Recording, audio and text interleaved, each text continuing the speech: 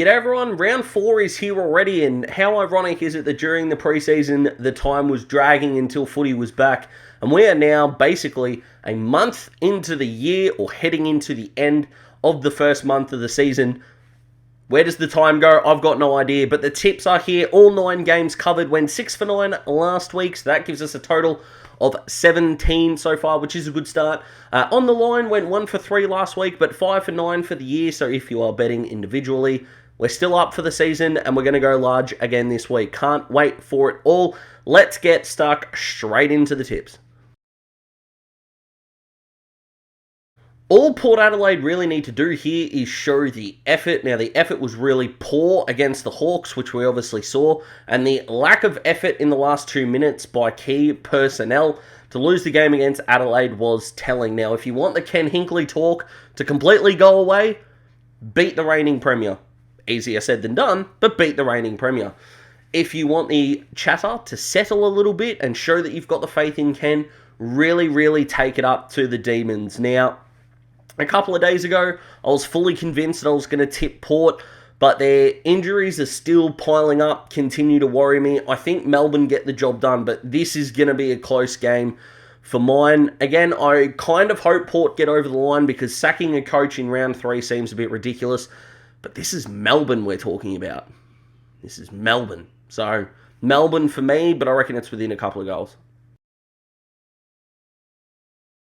Game of the round for sure, this one. Brisbane have got 0 scars about GMHBA Stadium. They might have some scars around the umpiring decisions at GMHBA, but playing on the field isn't really going to be a problem. For the Cats, Joel Selwood has been rested, which is interesting, and his form last week, even though he broke the captaincy record, which is amazing, and he deserves all the credit, but the lack of awareness when Ollie Henry was around him, struggled to find the footy at times, although he, like a lot of his teammates, got up in the last quarter.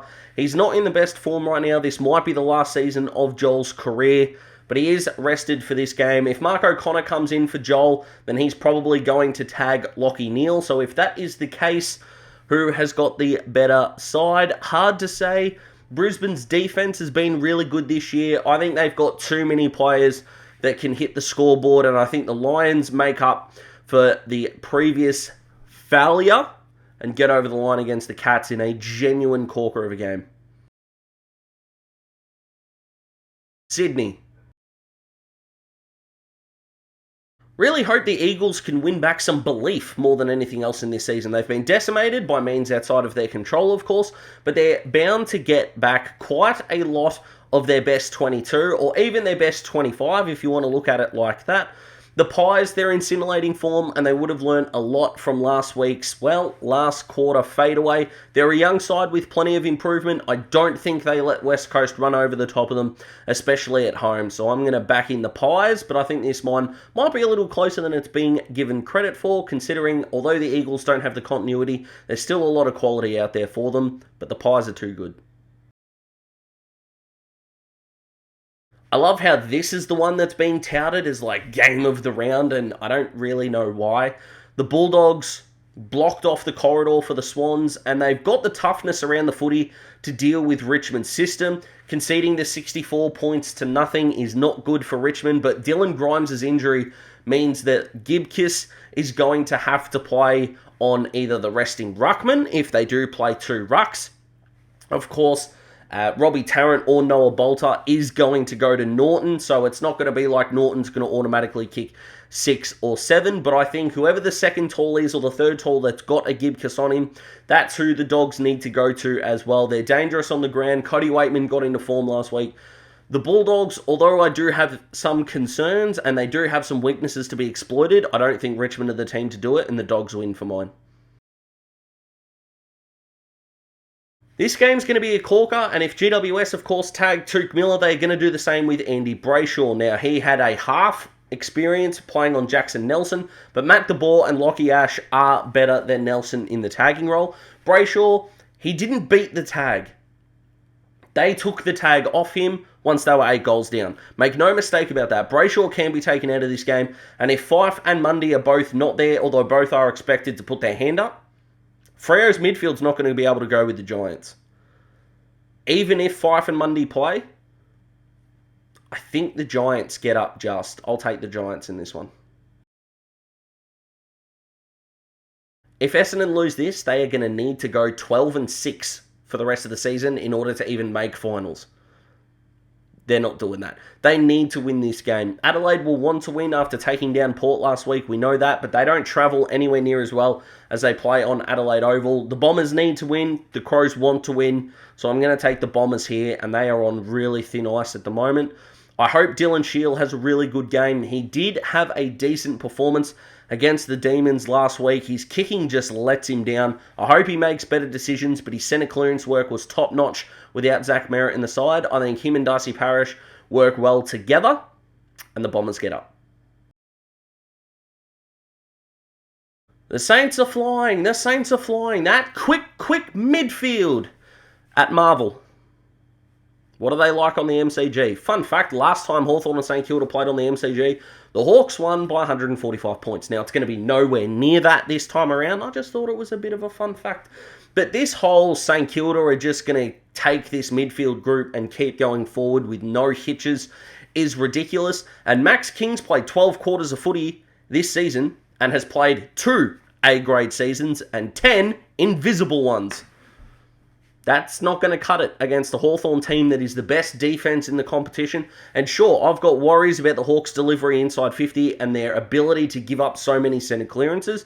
I think Steele, Gresham and Sinclair and Brad Crouch are going to have days out in the middle and collect plenty of the footy. Are the Hawks going to be able to rebound and hurt the Saints on transition enough to get the job done?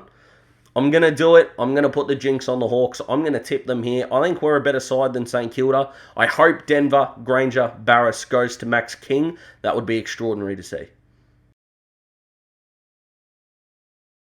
Wouldn't this be the most Carlton thing ever if they were to lose to Gold Coast this week?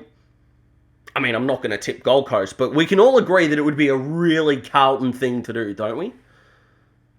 Don't we? I think we do. But the Carlton midfield is just too good. But do the forwards take a day off? Boy, I hope not. Charlie Curnow gave DGB and the Hawks an absolute bath in the first half last week.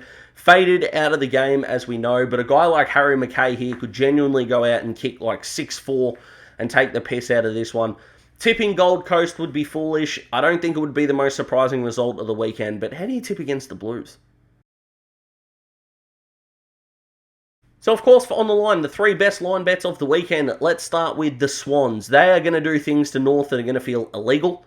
And even if they win by half of what Brisbane won last week, they're still covering. The Swans lost last week and are going to want a percentage boost. I'll also take Brisbane down at GMHBA Stadium. I think they get it done just quietly. That midfield group has got a little bit of everything, and with so many players that can go forward and score, even if they don't take every single opportunity, I don't think they're going to kick like 8 goals 20 and kick themselves out of the game. I think they get the job done over the Cats, but even if it is another Zach Bailey-esque close game, we'll still be able to cover with a bit of leeway here. But I think the Lions win outright, so I'll take the plus. Again, even though it wouldn't be the most surprising result of the weekend, how you go past Carlton with a line that short is simply unbelievable. And if the Blues are serious about being a contender, let's put the faith in them and see what they've got. They get it done in the Twilight game. But that's it, guys. All done. Round 4 is complete. I hope you enjoy your weekend. Going forward on the channel, it'll just be tips and like the Brownlow review video going forward. I'm going to be putting like the Clarko video and some other video ideas. I'm going to be transitioning those into articles and posting them on the Raw. Better exposure over there. The videos aren't really doing that well here, so that's why I'll be doing that. So if you do read the Raw, check out my stuff. You can look for me, Daz. So check that out. Hope you have a fantastic weekend. Can't wait to see you again on Monday. Goodbye.